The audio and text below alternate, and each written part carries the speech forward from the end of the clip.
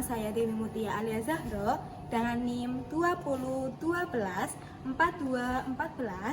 Di sini saya akan menjelaskan tentang metode studi Islam dari pertemuan pertama hingga pertemuan kelima.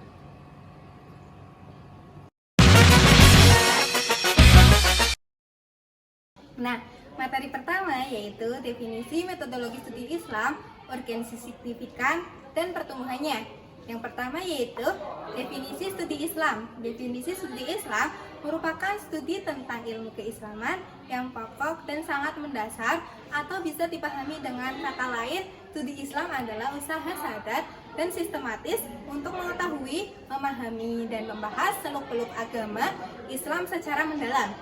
Metodologi terdiri dari dua kata, yaitu metode dan logos.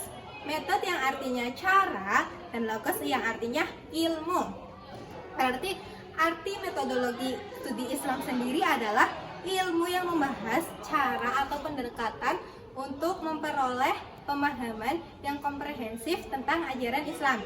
Dan yang kedua yaitu urgensi studi Islam, yaitu membahas studi Islam dalam masyarakat kontemporer, mengatasi isu-isu kontemporer dengan cara mengembalikan kepada sumber hukum, yaitu Al-Quran, hadis atau sunnah, ijma, dan qiyas. Yang ketiga yaitu ruang lingkup metode studi Islam, dari akidah atau keimanan, syariah atau fikih, atau yang ditetapkan Allah Subhanahu wa Ta'ala, dan akhlak mahmudah dan akhlak madmumah. Dan yang ketiga yaitu pertumbuhan. Yang pertama yaitu sejarah klasik dari 650 sampai 1050. Nabi Muhammad SAW dan Khulafaur Rasyidin seperti Abu Bakar, Umar, Utsman, dan Ali Umayyah dari tahun 661 sampai 750 Masehi, yaitu perluasan wilayah, kemajuan militer dan administrasi.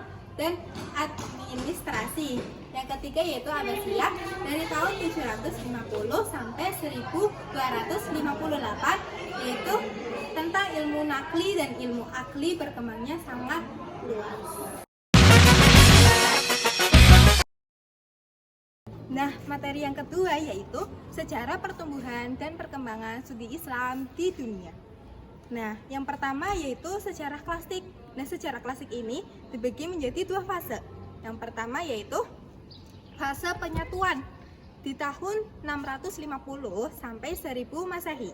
Dari munculnya ulama-ulama besar seperti Malik dan Syafi'i. Dan fase yang kedua yaitu pepecahan, kayak hilangnya pengaruh kekhalifahan hingga perebutan wilayah seperti Baghdad. Nah, yang kedua yaitu periode pertengahan dari tahun 1250 hingga 1500. Dari mulainya terbaginya negara-negara Islam menjadi antara Syiah dan Sunni. Jayanya tiga kerajaan yaitu Utsman, Syafi'i, dan Mughal. Dan yang terakhir yaitu periode modern dari tahun 1800 hingga sekarang. Pada saat inilah masyarakat Islam mulai bangkit akibat jauhnya Mesir ke bangsa lain.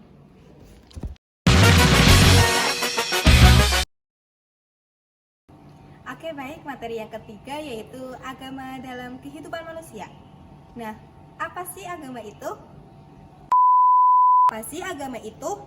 Nah, memastikan banyak pertanyaan-pertanyaan mendasar seperti dari mana kita berasal, apa makna hidup ini, dan kenapa kita akan pergi, seringkali dijawab oleh lensa keimanan.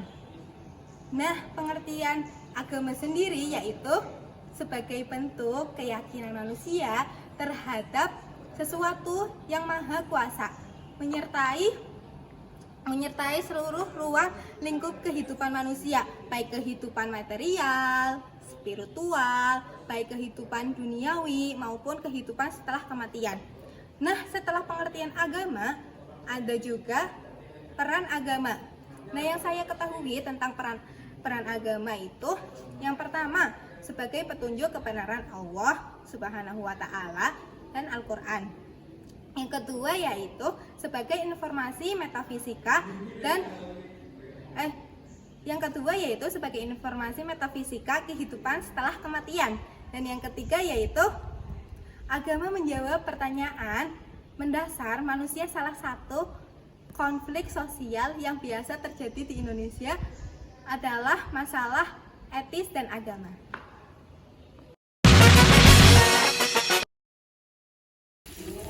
Oke, baik, materi yang keempat yaitu karakteristik dan dimensi ajaran Islam. Yang pertama yaitu karakteristik ajaran Islam, ada ketaatan dan kepasrahan, kemakmuran dan kedamaian, keamanan dan kebahagiaan, pengakuan, penyerahan diri, dan pembahasan. Dan yang kedua yaitu dimensi ajaran Islam. Islam tidak hanya mengajarkan hubungan manusia dengan Allah, tetapi juga dengan sesama manusia dan alam. Ada akidah yang artinya keyakinan, ibadah artinya ritual, dan akhlak artinya moralitas, dan muamalah artinya interaksi sosial.